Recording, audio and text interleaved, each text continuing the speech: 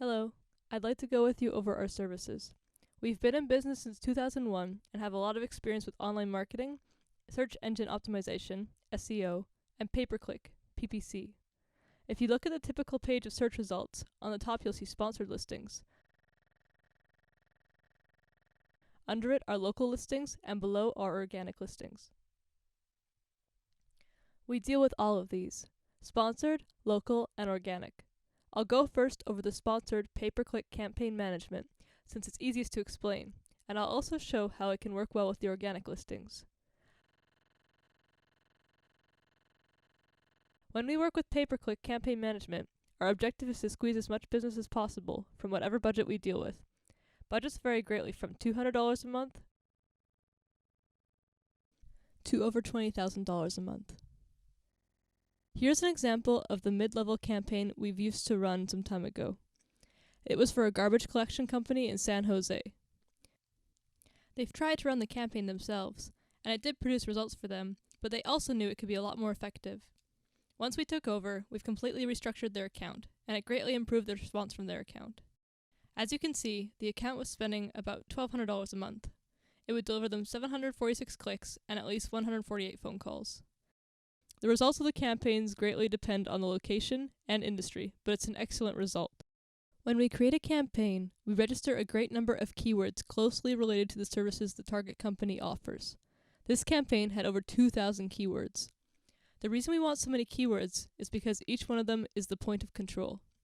We look over how long people spend on the website, how many pages do they visit, do they take a desired action on the target website, such as completing an email form, or even going to a contact page. How many calls do these make? And this granular approach allows us to see what keywords bring useful visitors, and which are a waste of budget.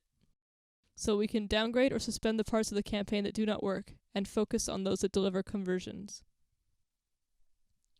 It takes a lot of effort to create the campaign like that, but once we do, it gives us a clear picture of how the campaign is performing so we can optimize it effectively. Also, Google is an advertising platform, so whenever anyone clicks on the ads, Google makes money, so it wants to encourage advertisers to have a popular ad. If your ad is popular, Google might rank it higher than a competitor ad, while charging you less.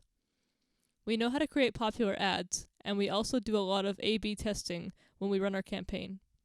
We have a few ads running at the same time, and after a while we suspend an ad that has a lower click-through rate and create another one for continuous competition. As you can see in this example, we've started with a click-through rate of about 1.6%. It rose then to 2.4%, then 4.8%, and eventually to over 10%. In most cases, the cost per click went down while the average position got higher. Besides running search ads, we also run a remarketing campaign. This campaign targets visitors that have come to your website before.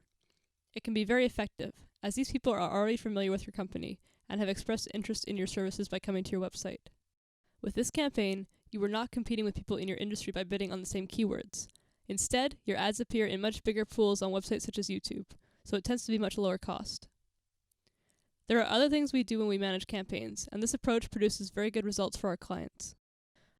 Also, Google has a special grant for charities and nonprofits for up to $10,000 a month, and sometimes even more to advertise on Google through pay-per-click. For example, this nonprofit campaign has been receiving a lot of clicks, but Google did not charge for it.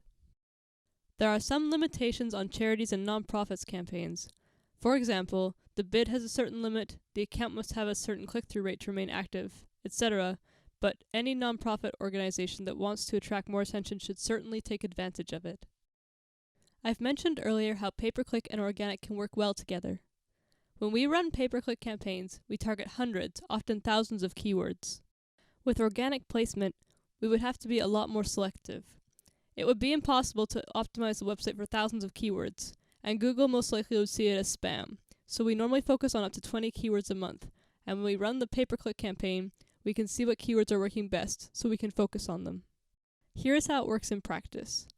Burnaby Awnings is the keyword closely related to one of our clients, alphatentonawning.com. As you can see, they have number 2 position on the sponsored search results. The reason we want it to be number 2 and not number 1 is because number 1 tends to be the most expensive. So at number 2 position, we are still ranked very high, but we don't pay the most, so we can get more clicks within the same budget. Also, our ad appears bigger than the number 1 ad, since we know how to set up ads properly to attract more attention. So even in the number 2 position, we are likely to get higher click-through rate than the number 1 ad. We've also been working on the organic placement for this keyword. So this company has number 1 placement on local and number 1 placement for organic.